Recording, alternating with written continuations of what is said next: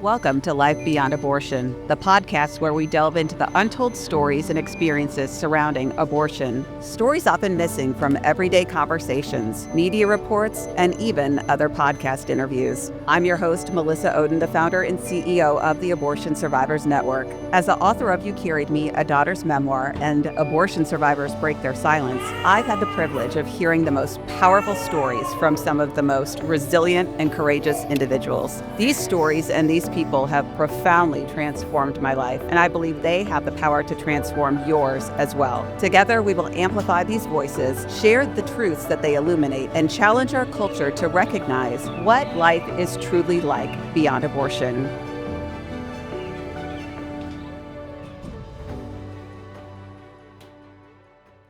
Thank you for joining me on this episode of Life Beyond Abortion. I am always honored to have incredible conversations with people whose personal and professional experiences give us a glimpse behind what life is like beyond abortion. And today I have an incredible opportunity to connect with someone who I know that you are going to be so blessed by. And yes, her experience is going to challenge you. It's going to challenge the narrative of abortion and its impact in many, many different ways. And I hope that you allow yourself to be surprised, to be curious about her experience, and to be encouraged by it at the same time. So I want to just welcome my guest for today, my friend, Jen, to Life Beyond Abortion. Thank you for joining me. Thank you. This is I awesome. It's right, it's a new experience for you. Yes, my first one. Okay, thank you for that honor. I mean, I'm so blessed that it gets to be me. You know, when I think back to knowing you, I can't even remember how long I've Oh, known you. Are we like 10 years into this?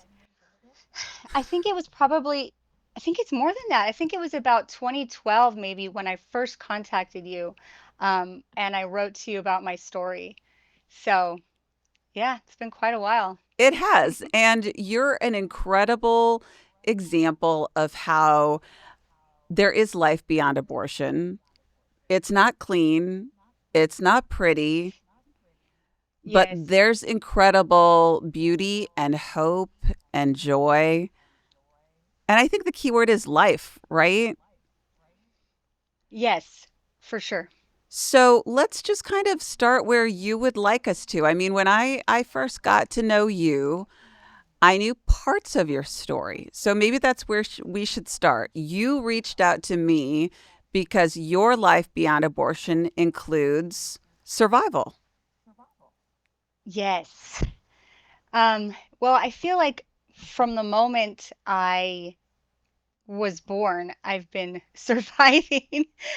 Um, and, at that particular time in my life, it was a different sort of survival. We were fighting, we had a big fight w- to get our children back. There was a misunderstanding, and there's a lot that goes into that. But during the process, I was figuring out.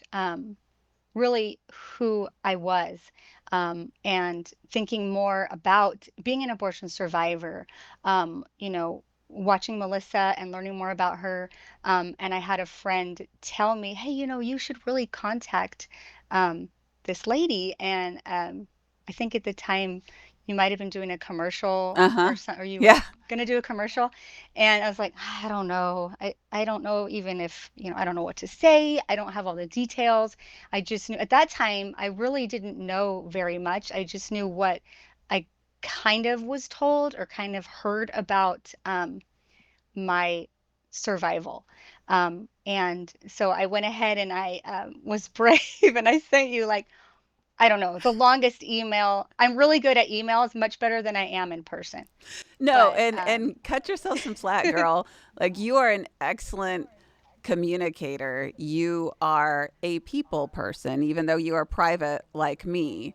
yes, But yes. I think it's easier sometimes in writing to put it Hmm. all out there. And our Yes, stories are a lot, right? And I mean, in a good way, but yes. at the same time, they're just a lot to take in. Yeah, It's a lot. So you've Yeah. learned along the way more details about your survival, but let's just kind of start there because I think of, you're a great example of like there are different circles of survival, right? You've survived one thing and then you survive another and you survive another and another. And again, I mean, that's relatable. We all have our things. I didn't survive just like the one thing, the abortion. Life Hmm. continued to happen. And I Oh survived yeah. things that I'll never probably tell people about. But you're courageous and you share a lot of things. So let's start with that circle. So I got to know Oh you because you are the survivor of a twin abortion yes. and Yes. you have medical So records. yes, I do. I So learned a let's hear lot about from that. those. Well, so when I first knew about being an abortion survivor, I just thought that it was, oh, my mom had an abortion, and then like, I had a twin, and it wasn't really defined for me until I saw the records, because in the records it actually does describe the circumstances in which my mother, like in her decision process. So apparently, when she was pregnant with me and my twin, she went to have an abortion. I'm not sure how early on um, that was, but anyway, it states in the medical records that she went for the abortion, and then she had the abortion, and then a short time after, she had noticed that there was still movement inside of her. And of course, being concerned about that, she went back to the doctor who gave her the abortion, and he did an ultrasound, and he said, "Oh yeah, um, in fact, you are still pregnant. There actually was a twin, and we, aborted the twin, and we didn't see this one. So if you want to go ahead and abort this one too, you can." And she said, well, no, I guess I'll keep her. So, um, It's so very surreal to see that, isn't it, Jen? yeah, I mean, I had no idea, really the depths of that. I mean, it just brought me to a place more, instead of being so angry, I felt compassion for her, because it allowed me to put myself in her position and what she might have been going through at the time. And obviously, it was circumstances, where she felt desperate, Mm-hmm. and that might have been the only choice that she saw at that time, or maybe she was talked into it, or whatever. But I feel like that was the beginning or the end, I guess, of my mother's life. Like she changed forever after that, and that created who she was from then on out. And everything she did, I think, was because of that moment. Mm. It created, I think she had a lot of guilt and a lot of anger, because in some ways, it messed up her life. So I don't know in which part. I don't know if she was angry, like with me or the situation, or angry at herself, Right. um, but I felt that throughout my childhood, that there was something there, um, that I think she had wished had been different. When did you find out that you were a survivor? Because I think that's one of those questions people have a lot, right? Of, well, how do you know and when did you find out? Um, Honestly, I don't remember exactly. I mean, for me, it was something that was sort of said around me. Like it Mhm. wasn't really something that we talked about, that she talked to me about directly. I heard her talking to other people, and I remember though being a teenager. Uh, Gosh, I could have been maybe 15 or 16, and I remember my sister actually um, did say, you were a twin, and mom did say, that she had an abortion and all of that. And then I was like, oh, really? Oh, well, I mean, I didn't really think about it. And like, I would tell people the story, and they would go, oh, I've never heard that before. That's crazy. Like, you should go on Jerry Springer and do like a Lifetime movie or something. And I'm like, oh, really? huh, like and then I felt weird because I'm like, Right. oh, I'm the only one. Ew, like I don't want to tell people. That's shameful. That must have been, I don't know, like I'm some kind of a weird, creature, like or whatever, and that kind of solidified the already bad feelings I had about myself. Mm-hmm. The insecurities and the way that I was treated growing up, and then so it just added on to all the negativity. So I try not to think about it anymore until I got, older. And Mm-hmm. then the lady who told me about you, she was a Christian lady who's older than me who went to my church. And she was always on, lifting me up and telling me how wonderful I was and taking me to conferences and really speaking, you know, God's word into me and helping me be the best person that I could be, And so she really wanted me to tell that story because she believed that it would be able to help other people. And I was like, well, I guess, you know. But then when I really was listening to you and I've just felt so connected to you because I was like, there's somebody else that has my story. And then my sister-in-law got the October Baby movie Mm-hmm. and I watched that. Oh, that was like that was so hard to watch. Well, and for But if I folks felt, have not watched October Baby, I just want to pause there to say if you oh, haven't watched sorry. it, you need to, Yeah. right? Because it came out Yes. about what 2012 off the top of my head, maybe a little earlier, 2010, Yes. 2011. But it is the story, and it was, the producers sort of made up this story in their mind. Now, what they didn't realize at the time is lots of people like Jen can absolutely relate to this.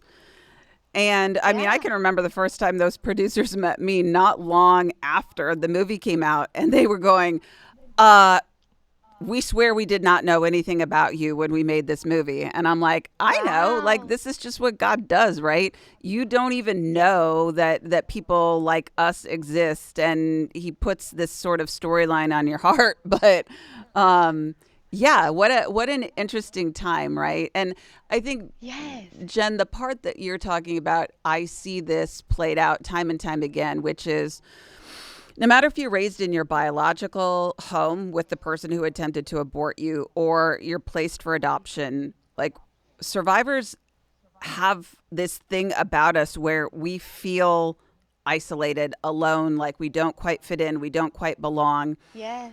But in families where you're raised by your biological mother who attempted the abortion, I tend to find a lot of guilt and shame that those moms have, and sometimes other family members.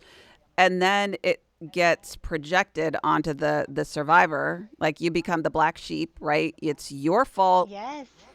Mm-hmm. And then, like you're identifying, you sort of have these building blocks of shame that get thrust upon you. And so, even when we first survive an abortion, right, we are rewired through that because of the stress and the pain we experience. And so, then as life goes on, we keep getting these building blocks. And you're right. You get to the point where you're like, okay, I can talk about this, and people's response makes me feel like it's weird. And so I'm going to stop talking about it. And also, like, I don't understand it, and I can't slow down enough in life to sit there and look it in the eye and wrestle with it and try to figure it out. So I'm just going to try to move on until somebody comes Yes. along and they're like, hey, I see you for all of who you are, including that thing, and it's okay. Yeah. Long It's before so we're true. okay with it ourselves. Right. Yeah. I mean, I don't know if we ever really come to a place to be okay with it. I mean, it still is awkward to this day to talk about it. I feel like it helps to be around other people that are like you and it, I don't feel as weird. I feel like you know where I'm coming from, Right. and it's and then it's not so isolating.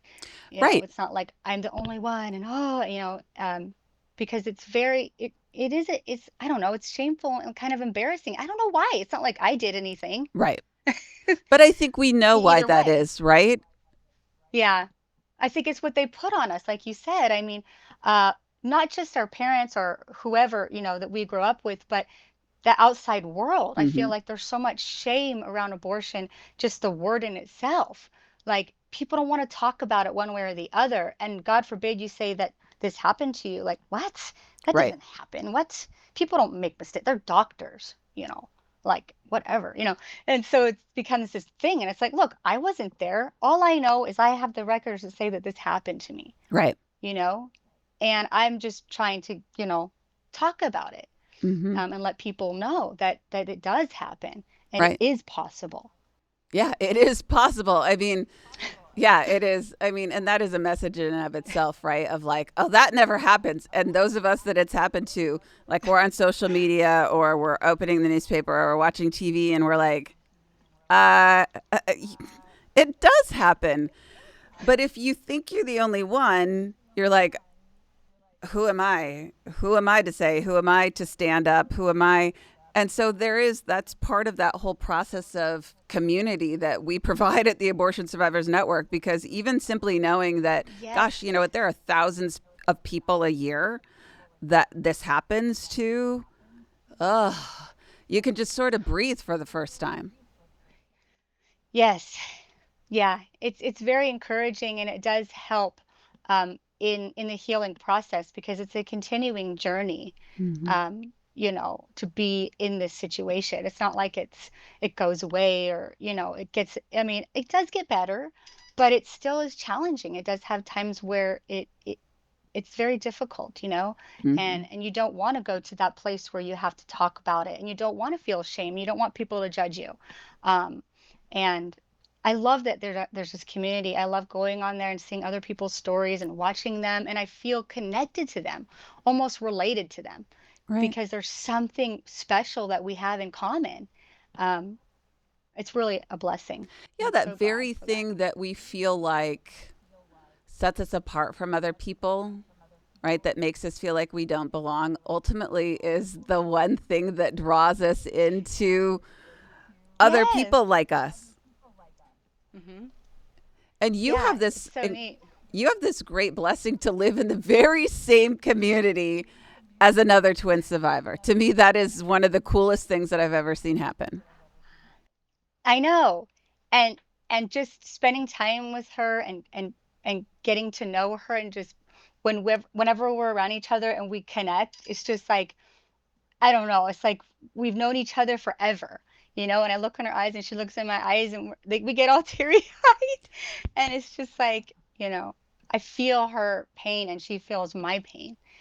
And and it's a surreal experience. It Yeah. really is. I mean, Without saying a word, yeah. right? We Yeah. know what that other person is going through. Yes. And for folks who aren't aware, that the twin survivor that we're talking about is public with her story, and so we can say her name. It's Claire Colwell, a twin survivor out of Texas. And you know, that time frame is so interesting to me. Like about 2007 into about 2012, God moved in a lot of survivors' lives. And it's funny because at the time, right, you're thinking, I'm the only person that this is happening to, about, finding answers or connecting with survivors or feeling like God is moving you forward with your story in our world. And like Claire was going through that, and I was going through that, and you were going through it. I mean, whenever somebody tells me their story, I'm like, of course it was during that time frame. Oh, wow. So I wasn't the only one who during that time reached out to you. Right. I mean, it was phenomenal what Neat. was happening at that time. And so, I mean, again, I just share that as an encouragement, no matter what anybody's experience is with abortion. If you think you're the only person that has gone through something, the good news is you're not. Hmm. That's right. I encourage you to look it up and go and search, and I know that you can do it anonymously. You don't have to Right. say who you are, Right. but it can really help you feel better and start the healing process, whatever process you're already in, because you've got to get it out and you've got to tell your story and don't be ashamed of it. Um, What I yeah. love about you, I mean, there's a million things I love about you. You have like such incredible So, faith. I love your animals, lol. I live vicariously through your chickens and your cats and all those. oh, they're so spoiled. I love that about you. You, to me, you are the epitome of someone who finds joy in everyday life, right? The people, your family, your animals. It's simple, right? But it's really, really beautiful. But I think the thing that I love about you is I know that that has not always come easily. No, no, I've had to try to find it, because everything, like I said, since I was born, everything or everybody it seemed like was against me. Mm-hmm. And I could not find joy. I mean, everything was trying to steal my joy and wouldn't allow me to have joy. And so I just felt like something inside of me was um, would not let that happen. So Mm-hmm. somewhere along the way, I just would smile and just just kept going, and just I kept that hope. Even when there wasn't a lot of hope, somehow God was always with me, even when I didn't know it. Mm. 'Cause that's the only explanation, because I couldn't do it on my own, because everything inside me wanted to quit a lot Mm-hmm. and give up. And I couldn't have done it without God and without my family and the pets and all that stuff really helps me and helps continue my joy and watching people like you. Like, I look up to you. I watch you and I I start crying, and I'm like, she's so beautiful, and the way she speaks, and you inspire me to do this, and to get up every day and and have joy and confidence and all those things. And that means the world to me. I mean, like my blinking back tears is very much real because I can relate so much to so much that you have gone through in your life. And, I can't imagine being anybody but me. But if you would have told me that at the age of 14, right, this is not the story I wanted. This is not how I intended to live my life, right? I had plans, I had dreams. Um, and I want people to understand that. I mean, I think that's one of those things that I learn every time you share your story in things like the My Body, My Voice campaign that we launched with Choose Life Marketing. You know, we, the culture would try to say that we don't exist or we need to sit down, be quiet, whatever it is, right? But if people would sit knee to knee with you, Jen, they would learn a lot and they would relate a lot. And I feel like that's one thing that's been missing in our culture when we aren't included in the conversation about abortion. People are being robbed of the opportunity to relate to us as people. Yeah, because we are just people. We aren't just a slogan or a campaign or words or whatever it is on a piece of paper or whatever it is.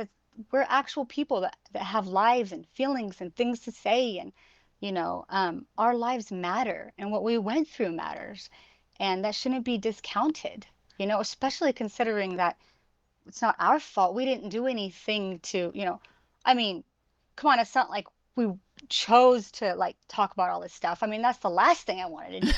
I was like, there's no way. I'm never going to talk about this. I'm not going to go on anything. I'm like, pfft, I could never see myself up there doing that. And I'm on a podcast. Like, but I just never thought that I would, I mean, I never thought that I would have the confidence or the abilities or anything to do this. Um, and I think it's like you said, it's because everybody's kind of wanting to shut us down. Mm-hmm. And you not only say you don't exist, but say, be quiet. Like, we don't want to hear that stuff anymore. That doesn't happen, because they want to continue to tell people that it's okay, to have the abortions and there's no side effects and these things can't happen. And it's just not true. Right. And so it's not really about us, right? We know that. I mean, Yeah. it's, but it's easier said than done, right? To say, yeah, when people come at us like this and our population of survivors, that's really about them and their justification, right? Their denial, all those things. It's not personally about me, but it does take a lot of support from other survivors, from us as an organization. It takes healing. It takes, right, confidence in yourself to say, yeah, no, right? Like, you don't get to dictate how I find and use my voice. This one's mine. It belongs to me. You don't get to tell me. Yes. And so, how is that? Because that is also one of the coolest things for me when I have known someone throughout their journey as a survivor, to see how you, and yours is a quiet, like, you don't wake up roaring, girl. I mean, I know you do on the inside, but you have this like very quiet strength about you. But then when you are put in certain positions, right, you pray about it before you say yes, but you ultimately come out with a voice where I'm like, oh my gosh, like the whole my body, my voice, I'm like, get it. And you had a really positive experience, and I would love to hear about that, because I've mentioned it to you, right, that I know that you had a great experience, but I haven't really said, tell me about that. How did you come out feeling so empowered and sharing your story in a pretty, like, that's that's a pretty weighty campaign, right? We're calling it out to say, yeah, my body, my voice, not this like my body, my choice stuff. Like, where did the empowerment come? Tell me more about this. I have no idea. I mean, I just know that I just know that that is what God has called me to do. He obviously has saved me for, for this purpose of speaking about what happened to me, whatever that is. Like, no matter what it is, I guess I can talk about it. And I didn't know that I could, but then when I start talking about it, it just comes out. And and I know that that's what my twin would want. And I know that he's proud of me up there. And I need to speak about it to validate his life, and Mm, that we didn't go through that for nothing, that there's somebody out there that can hear my story, and get some kind of, you know, something out of it. Hope, that there is hope no matter what you go through in life. You can choose to have hope and joy and love and compassion for the people, even the people that did whatever they did to you, because my whole life I was shut down and I wasn't allowed to speak, being abused in every way, and just shut down, um, you know, and I came out of all of that. And it's just, it's a miracle that I did. And that I'm sitting here talking to you and looking at myself and listening to myself. It's a miracle. I mean, I can't even, it's amazing. yeah, and we don't have And to be ashamed of the miracle of our lives. yes, yes. I mean, uh, you know, uh, I just feel like the older I get, the more that I'm like, you know what? I don't care what anybody thinks anymore, because it's not my problem. That's their problem. You know, I have a story and I want to share it, and it helps me, and it was a miracle and I'm not ashamed of it. Who cares? You know what I mean? It's not my problem, because I know that I'm doing what God has asked me to do and I'm doing the right thing, and that's all I need to know, And you that's where know? that empowerment comes from, right? Of, I mean, first of all, when we give voice to that thing that we have kept a secret, that's very Yeah. healing. Mhm. And when we know that that's what God has called us to do, and we feel it, right? You can literally feel, and I see it in people, the transformation that happens when you step out in faith and you do that thing that God Yeah. is willing for you. That's when you're like, I would do that again in a heartbeat. Why have I never done that before? Totally. Totally. And it's like what it's like, my husband says when he used to get up and he used to sing and do all these different things, and he would talk and he wouldn't even remember what he said. And he's like, you know what? I think that was the Holy Spirit. Like when you just start talking, maybe it's him guiding your voice, and you don't even know what you said. I'm like, I don't even know how I said all that stuff. I just said it. But I just trusted that God was going to give me the words, and the strength and the faith to do it, because on my own, I I can't do it, Right, but he gives it to me because this is what he's calling me to do, to help other people, because right. he sees the big picture. He knows that that's what People need to hear this. And somebody out there needs to hear it, and they're going to contact you and they're going to be like, thank you for, thank you for sharing your story just like I was to you. Right. Like we're part of such a big thing. It's It small, but is. it's big. It is, right? And I Yeah. know that that is God's will, right? Is for us to be connected with one another no matter what our story or experience is. And it's the enemy who is going, psh, sit down and be quiet. Yeah. I want each person to sit alone in their suffering, to be Hmm. isolated, to never heal, right? So it makes sense that we experience sort of that, like, the tension when we're like, I think I need to talk about it. I need to find another person. And the enemy is like, stranglehold. Yeah. Yeah, he wants to lie to you and tell you that you're not important and your story doesn't matter. And he wants to come up with all these things, and you just can't listen to that. I listened to that my whole life and I refuse to anymore. I Amen. just know that, I just know that that's all wrong. Yeah. So, Yeah. And I yeah. hope that you can look back on your life and not second guess yourself. I think in some ways I'm sort of talking to myself. I'll own that. You know, I, Right? I've had moments where I've looked back and gone, oh, well, Melissa, if only you would have started sharing your story 16 years earlier than you did, maybe this, that, the other thing that could have happened. No, no, no. Nope. No, it's all in God's time. It wasn't, he knew when you were going to do it and what was going to happen as a result. Um, and I think you're doing amazing. Well, I I'm wouldn't saying be the doing same to this you without as you. well, right? Don't second guess yourself for what you know, maybe think you should have done or taken part in, or, I'll say a Southern phrase, bless people's hearts. Sometimes people will Hmm. give us feedback, right? Of like, oh, well, you should do this, that, the other thing with your story. And it's like, thank you for that feedback. I gotta do Yeah. what God is calling me to do. And P.S. There's parts of my life that other people will never know. Yeah. And that's okay. Yeah. That's true. Then there's other parts that we have to tell that we don't want people to know. Right. Right. But but if we don't tell it, then how can we ever expect to help other people Right. or get better? I mean, because we didn't go through it for no reason. Right. Everything happens for a reason, and in the end, God, um, Romans 8:28, everything works for good for those who are called according to His purpose. So even though all those years, I struggled and it was difficult and you know, I was in survival mode my whole life, Mm-hmm. it's meant for something good and it can help people and people can go, you know what? She went through that. Oh my gosh, she did that. Oh my gosh.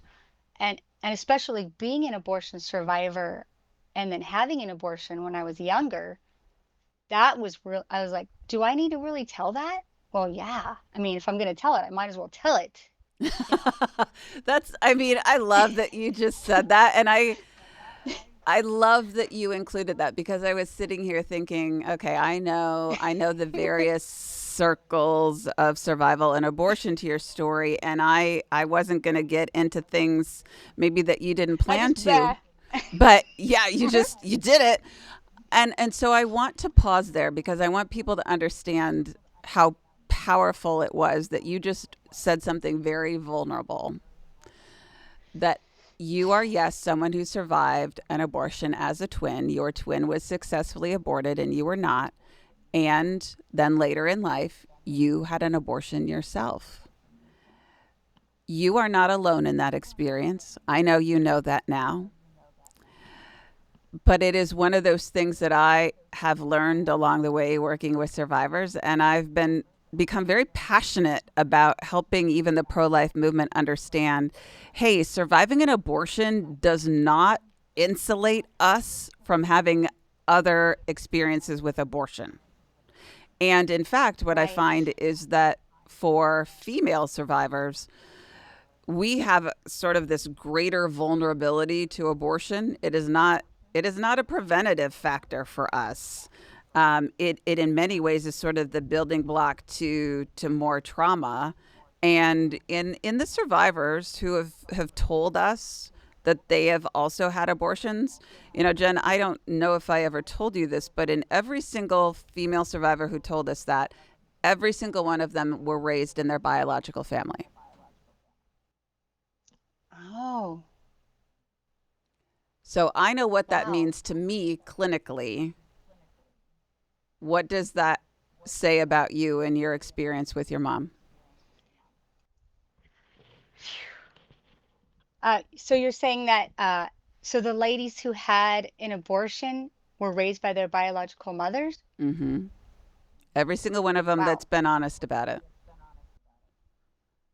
Man, I don't know. I mean, I feel like for me, I think since my mom wasn't very, she didn't communicate with me Right. about any of that stuff. Mm-hmm. So for me, I didn't really look at it as a human being. I know Right. that sounds terrible to No. say, but I honestly, I was 18. I already had a child at almost 17. Mm-hmm. So, and my circumstances of how I was living were not, I was not in control of them. Right. Everything that was happening to me. Right. I wasn't, the other people were taking care of me and paying my way and all those kind of things. And so I didn't really have a say in what I did with my body if I just want to be honest. I Right. mean, There was a lot of pressure. There was a so lot of coercion. There was yes, fear. and so I didn't feel like I had another choice. I mean, I Mm-hmm. didn't. And part of me thinks, what if I would have, you know, spoken up or said something about it? Like, would that have changed? I don't know. Um, and I feel like I just didn't value myself enough, my body or myself or anything enough to feel like I could say anything or Right. that I could be in charge of my own body. And so I just ignored it, I ignored the things inside and just went ahead on with it, I didn't think of it as a human. And And I that's feel like, a I can tell you that that is that kind of common thread that we have found in survivors who talk about having multiple abortion experiences, right? There is this disconnect from what happened to you personally with what is going to happen, right, in your own pregnancy.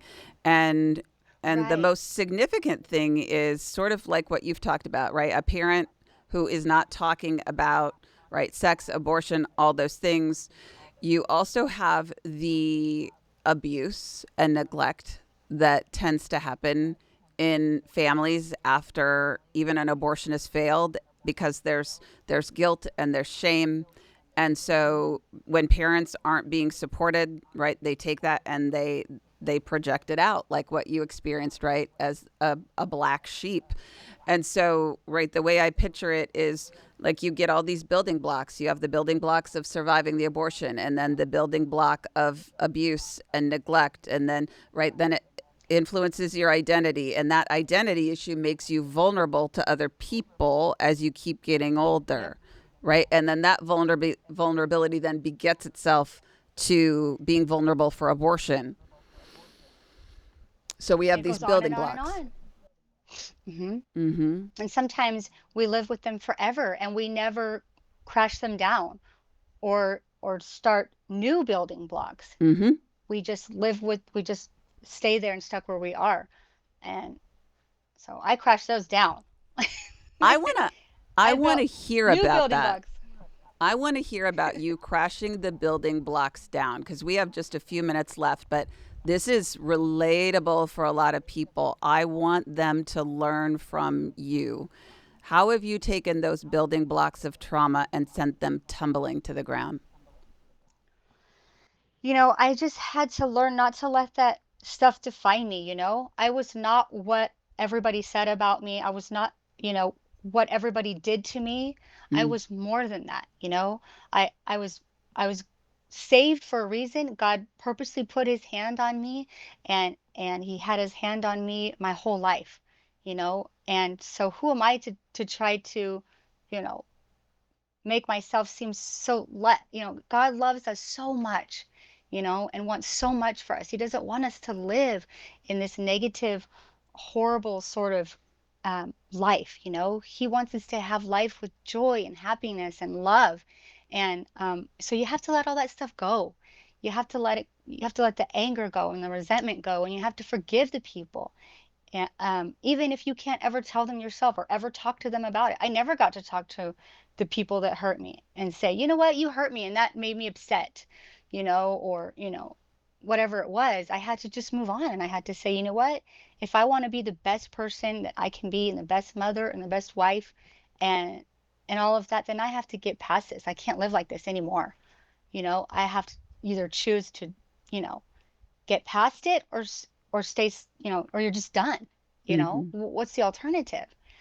And so I just always live with that sort of motto, and obviously my family really helps encourage me, and they lift me up when I get down about things. And so I really rely on them, and I rely on God. And I know that my twin, I could feel that sort of thing within me. I could feel the spirit of my twin inside of me, and I know that they're with me, Hmm. and I have to just keep going no matter what life throws at me, no matter how bad it gets.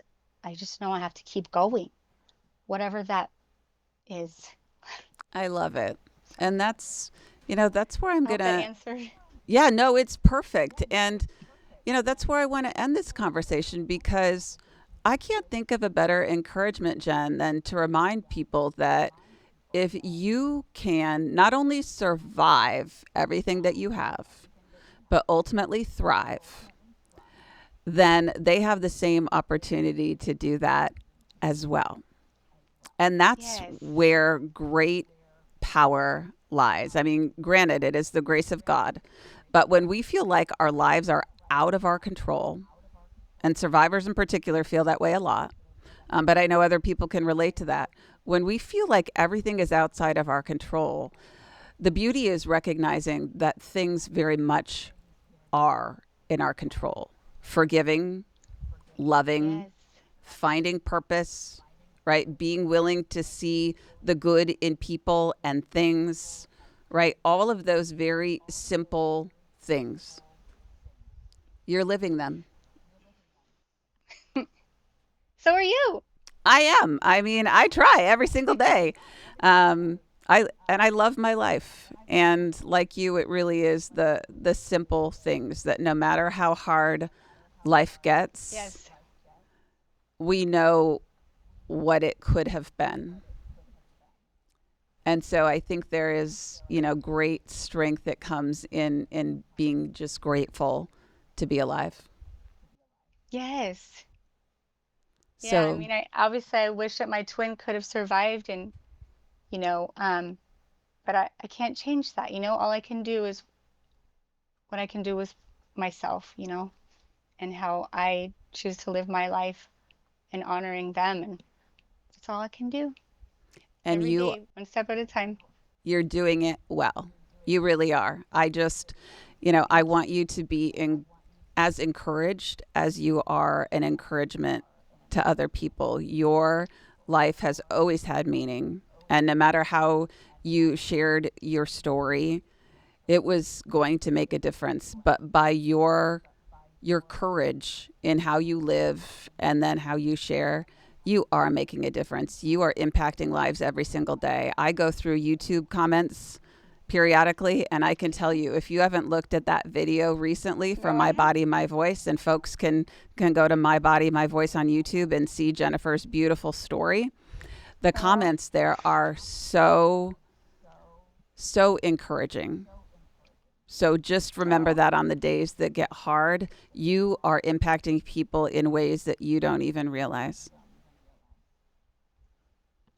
So thank you. thank you for being you. Thank you for being a friend. Thank you for being a fellow mentor and encourager to survivors that you may not even ever know. Trust me, they see you and they are encouraged by you just like you were encouraged by me. So thank you for joining me Awesome. on this episode of Life Beyond Abortion. And I look forward to seeing what life continues to look like for you, my friend. Yes, same to you. Thank you so much. Life Beyond Abortion is a podcast presentation of the Herzog Foundation. The views and opinions on the show are those of the host and her guest, and not necessarily those of the Herzog Foundation. You can find out more about Melissa's work at melissaohden.com or by following her on Instagram at melissaohden. Be sure to like and subscribe to the show so that you never miss an episode of Life Beyond Abortion.